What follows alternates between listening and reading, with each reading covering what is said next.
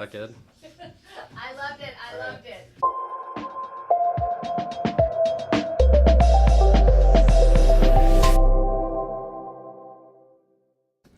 My name is Jacob Cochran. I'm an account executive at Gray, and I'm gay.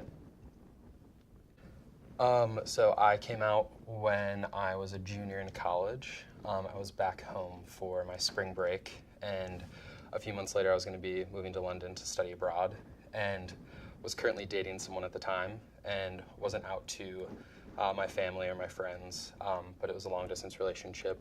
He went to a different university, and when I was back home for spring break, I'd spent the first half with him, and the second half I was back home with my parents. And I remember just receiving like a bunch of text messages from him, and him letting me know that he was going to be seeing someone else, and he broke up with me, and it was just like a really traumatic experience. And so I obviously was super emotional and didn't really know how to handle the situation.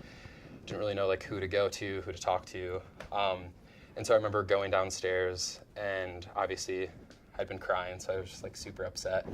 And my mom just like immediately just started asking questions, and she's like, "What's wrong? You seem upset." And I just remember kind of like brushing it off. And she just kind of like kept poking me. And then I just came out and said, "Mom, I'm gay, and my boyfriend just broke up with me." And so she kind of like took a few deep breaths, and then she just started to cry. And then she gave me a huge hug, and said, "I thought you were failing one of your classes." And so we just kind of like started to laugh together, because I wasn't failing any of my classes. But and then she immediately said, "I wish that your father was home," because my dad was at work, so he was going to be coming home later that night. And so she wanted to discuss me being gay more, but she kind of wanted to wait until my dad came home. So we kind of just sat around and like cried a little bit more, and just kind of like talked about just like random things to like pass the time. And then my dad came home, and he just kind of like walked in and kind of sensed that something was up. And so he kind of asked the same question and asked what was wrong. And then my mom started to cry again, and then I started to cry. And then I just said, "Dad, I'm gay." And then he started to cry, and then came up and gave me a really big hug and said that he would always love me, and that that was just an aspect of who I was as a person, and it wouldn't affect the way that they looked at me and the way that they loved me. And so then we all just kind of like hugged and cried, and then the rest of the night we just kind of like talked about my sexuality and who I was as a person.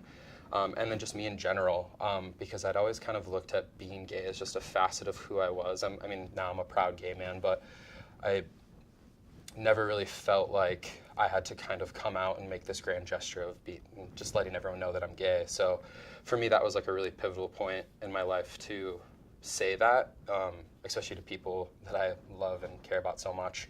And then it kind of just like put me on the path of being this open, gay, proud man. So that was the day that I came out. I mean, growing up, I was always really confident, and I always knew what I wanted to do professionally. I always had a great group of friends.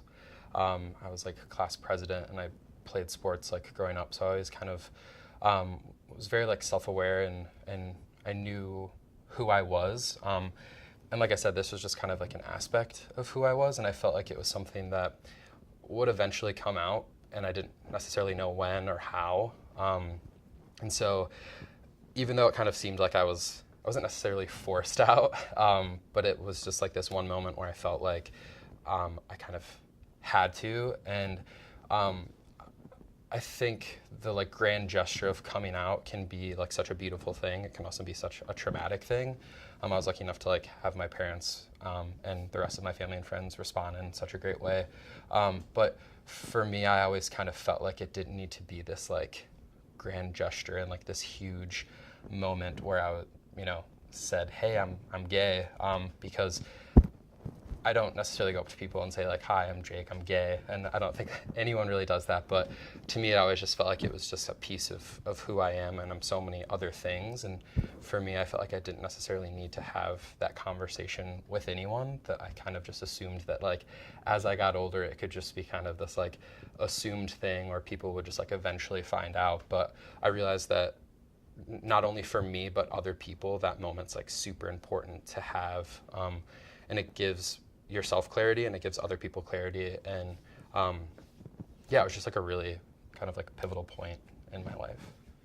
I told one of my really good friends, Courtney Stockin, who I've known since kindergarten. So we kind of like grew up together. And I remember we were driving in her car, and it was the following week, or the following weekend after spring break. And she just kind of like asked how my spring break was and like what I did. I didn't go on a trip because I was going to be leaving for my study abroad within a few weeks. And I remember just kind of saying like I just kind of like hung out and didn't really do much. And then I was like, well, I came out to my parents, and she just kind of like, she didn't like stop the car, but we must have been at like a red light or like a stop sign or something, and she just like looked at me, and she just like immediately started crying. And like I didn't start to cry because I feel like I'd already like cried so much with my parents, but she just like gave me a huge hug. And it just kind of like goes back to the thing of like coming out. It's something that you do for yourself, but you also do for other people, because I feel like it's such a, you know, it is a piece of who I am, and that's kind of like hidden and kept away. And so for her and I to know each other for so long, and for me to keep that, not a secret, but for me to keep that piece of my life kind of hidden from her, and then to just like come out and say it, I think for her it was like such a huge moment. And then I just kind of told her like, besides my parents, you're like the first person that I've told. And so from there it kind of like continued to just like tell more and more people. And then before I left for my study abroad, I ended up telling my brothers, and my parents had kind of asked that I like sit down with them and have the conversation, which is something that I didn't like want to have it be like this formal thing. But I told my brother, I have two older brothers, I told my one brother that's like closer in age to me. We were at dinner with him and his then fiance, and I was leaving that night for London, like we were on our way to the airport. And I remember just saying like, hey, there's something I have to tell you. And I was like, I'm gay. And him and his fiance Julie just both started crying and had the same reaction as my parents. And like I just felt like everyone just like kept crying, and I was like the only person that wasn't crying. And so I was like, why is everyone crying? Like this is like my life. But no, but it was just like a really beautiful moment. And then after I got to London, and I was by myself, I studied abroad for a whole semester, and I backpacked a month before that. So I didn't know anyone in Europe, so I was just kind of like hopping around by myself. But my brother every day would send me a message, just like saying how proud he was of me and like coming out. And I thought that was really cool, because we were super close. And so to me, it was just like a really, really great message to have every day when I felt like super lonely, like overseas. But yeah, it was great to kind of have that positive reinforcement from someone that I like love so much and look up to. So that was really cool. There's so many people that don't have a supportive family or a support system at all. And the fact that I'm surrounded by so many people that love and care about me for just being who I am, I think is such an amazing thing. So for them to accept me for who I am, I'm just like, will forever be grateful. Yeah, I mean, I'm originally from Michigan, so the Midwest, as great as it is, obviously doesn't have as many like open-minded people as places like New York. So I always had internships at different agencies back in Michigan, and my senior year I worked at a digital and branding agency, and it was a smaller agency. And I remember wanting to tell my coworkers, but I wasn't embarrassed, but to me I felt like there's like such a difference between like being professional and being and having this like personal aspect of your life that you don't necessarily need to share with people. But my supervisor, who she was younger, she was like 26, I think, when I was working there, and I was like 21. I remember she like asked me what I was doing that weekend, and I was like, oh, I have a date. And she's like, oh, that's amazing. Like, what's her name? And I was like, his name is, and she was like, oh my gosh, like that's so amazing. And so then she kind of like told everyone else, which was fine. And then it just kind of like snowballed and people found out and people reacted really well. I mean, I was more of like a creative environment, so people were like really open to that. But then after I graduated, I worked for a larger ad agency. And I don't think anyone knew that I was gay there. I worked there for a year, and I wasn't like super close with anyone. I kind of just would like come in and I would do my work. I never felt like that was like draining, that I couldn't like share this part of my life because I already had such a great support system with like my friends and my family. But there were a lot of like older people that worked there and people that were like openly conservative. And to me, I feel like I didn't necessarily feel the need to like share my sexuality because I didn't want them to view me in a different light or have that affect my work in general. So I kind of like kept that part of my life separate. And I don't think that's necessarily a bad thing.